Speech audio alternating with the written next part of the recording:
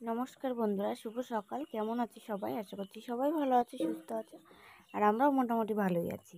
তো সকাল সকাল এই যে ব্লগটা স্টার্ট করলাম। তো সকালবেলা সমস্ত বাসি কাজবাজ সেরে নিয়েছি, আর এখন এই দেখো হাঁড়িতে গামলিতে সব ছিল মাছ, কারণ আমাদের মাঠে একটা ছোট পুকুর ছেঁচা হয়েছে। তো মা এখানটায় ঝুড়িতে রাখিনি, কারণ কই মাছ কাটার পরেও লাভ দেয় না, ওই জন্য লাফাচ্ছিল বলে এখানটায় রেখেছে আর কি, মাটিতে পাশে।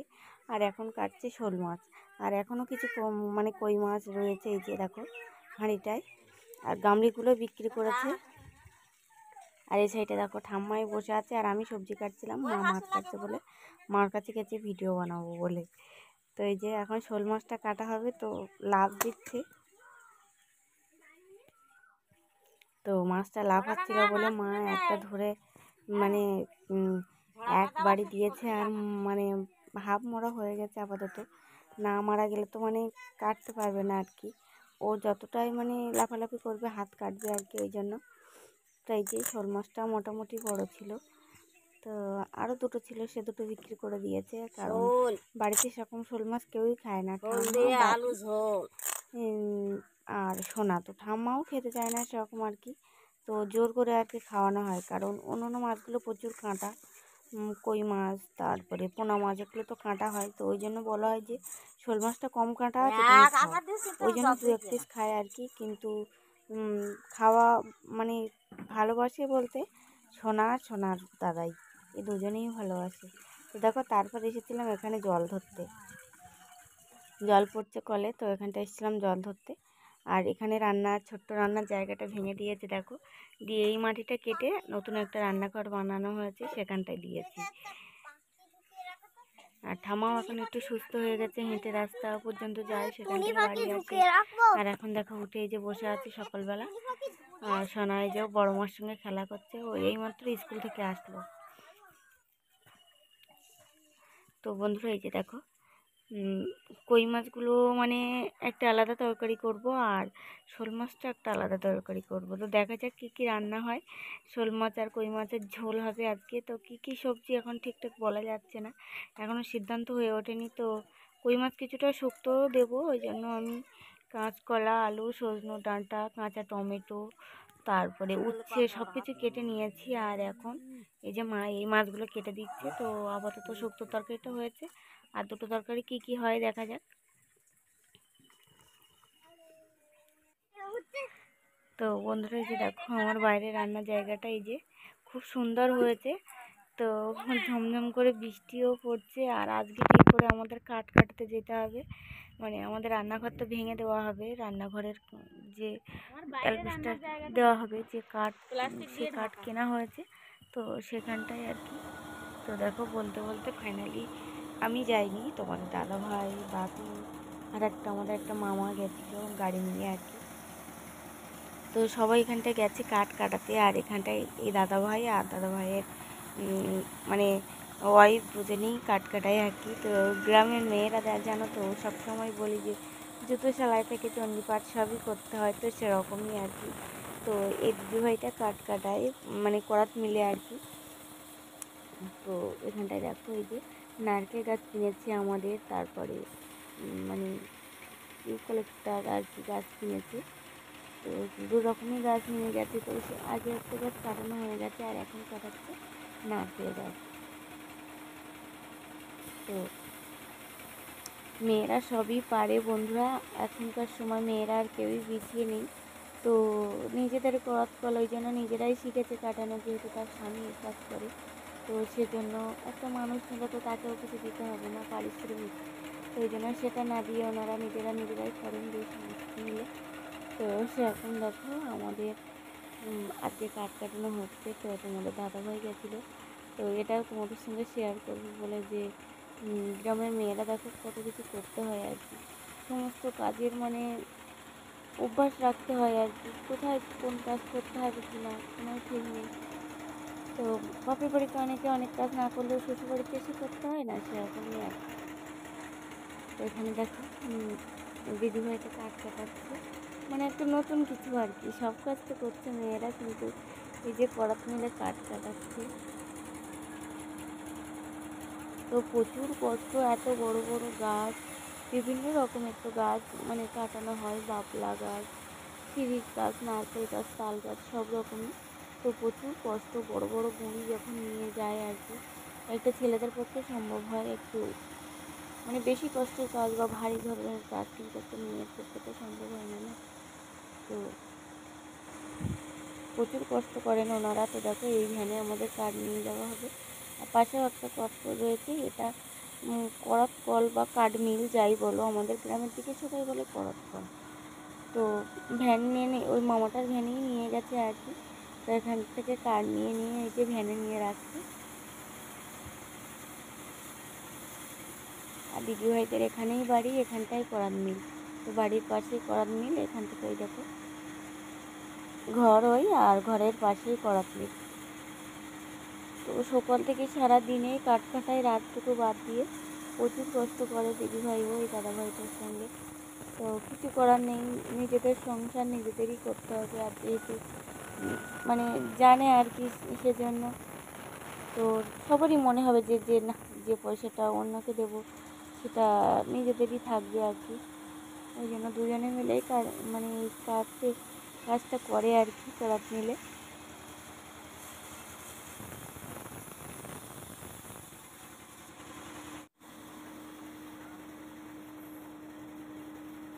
তো এখন কিন্তু অনেক বাজে, 2:30-3টে বেজে গেছে।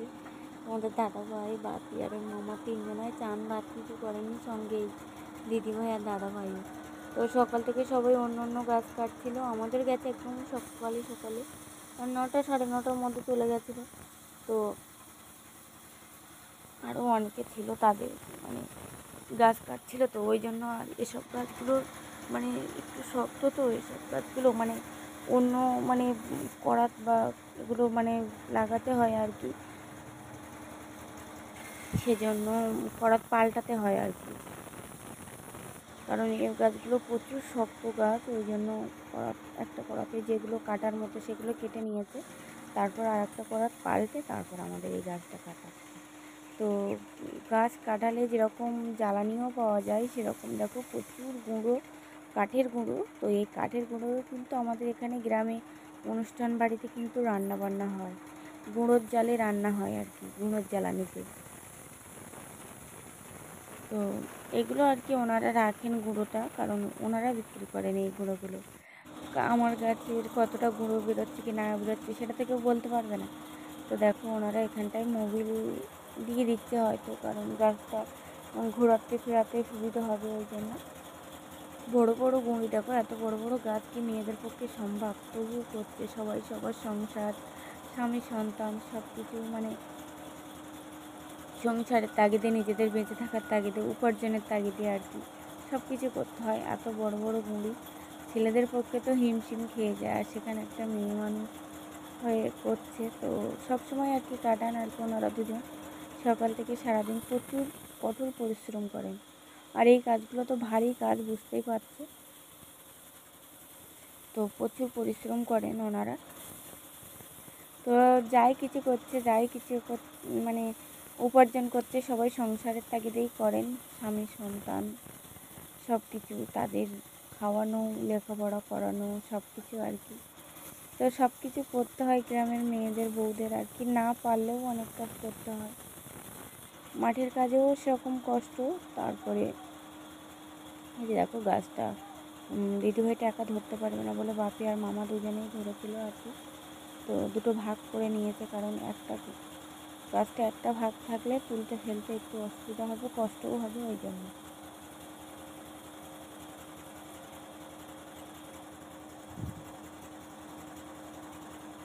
তো কতটা কষ্ট করতে হয় দেখো গ্রামের মেয়ে বউদের, সংসার করতে গেলে, সংসার চালাতে গেলে। তো সব কাজেরই ধৈর্য দরকার, ধৈর্য হারিয়ে ফেললে কোনো কাজই সম্ভব না।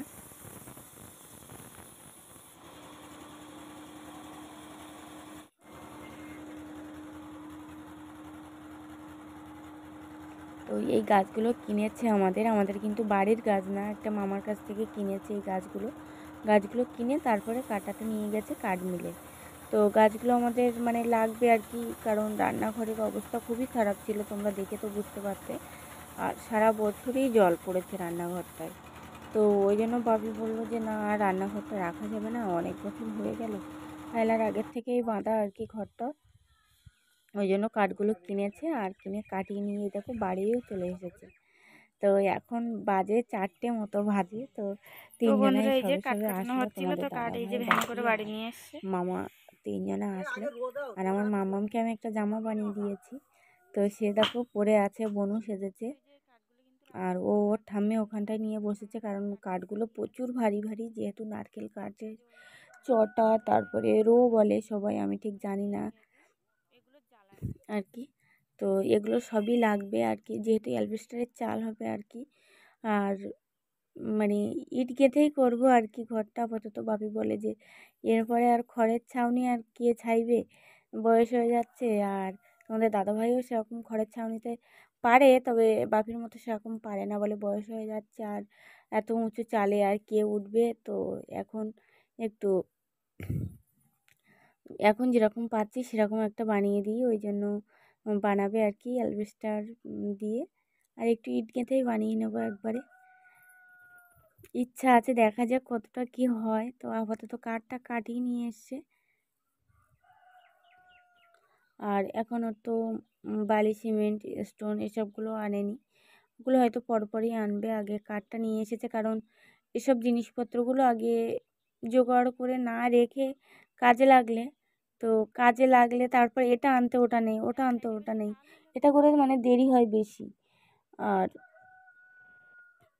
মানে এরপরে আমাদের আবার ধান কাটা পড়ে যাবে, কারণ ধান ফুলে বেরিয়ে গেছে আর কি।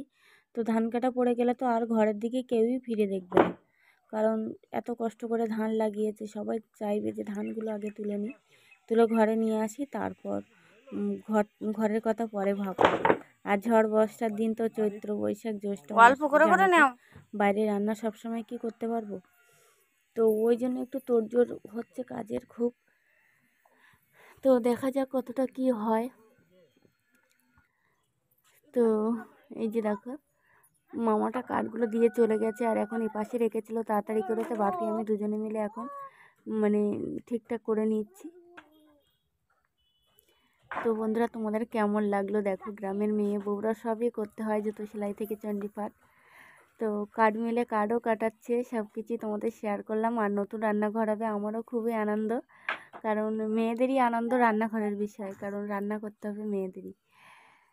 তো কী কাজবাজ হচ্ছে কি না হচ্ছে তোমাদের সব কিছু টুকটাক করে শেয়ার করব। তো একটু সাপোর্ট করো, পাশে থাকো, আগামী দিনগুলো যেভাবে পাশে থেকেছো, যেভাবে পাশে আছো, আগামী দিনগুলোও সেভাবে থাকো, বিগত দিনগুলো যেরকম ছিলে সেরকম। আর দেখা যাক ঘরটা কীরকম কীভাবে করতে পারছি, সব কিছু তো শেয়ার করবো। তো আজকে পর্বটা কেমন লাগলো অবশ্যই কমেন্টস করে জানাবে, ভালো লাগলে অবশ্যই লাইক কমেন্ট শেয়ার করবে। আর চ্যানেলটা কেউ নতুন হলে অবশ্যই কিন্তু সাবস্ক্রাইব করে দেবে। তো এখানটা আমি কিছু বলছিলাম আর কি। তো কি বলো তো বন্ধুরা, তক্তাও নিয়ে এসেছে কাটিয়ে, কারণ তক্তাও লাগবে লিন্টন ঢালাইয়ের সময়। আর মানে রো তারপরে চটা এগুলোও লাগবে অ্যালবেস্টারে আর কি দেওয়ার জন্য। তো অবশ্যই জানাবে কিন্তু কেমন লাগলো। আজকের মতো টাটা।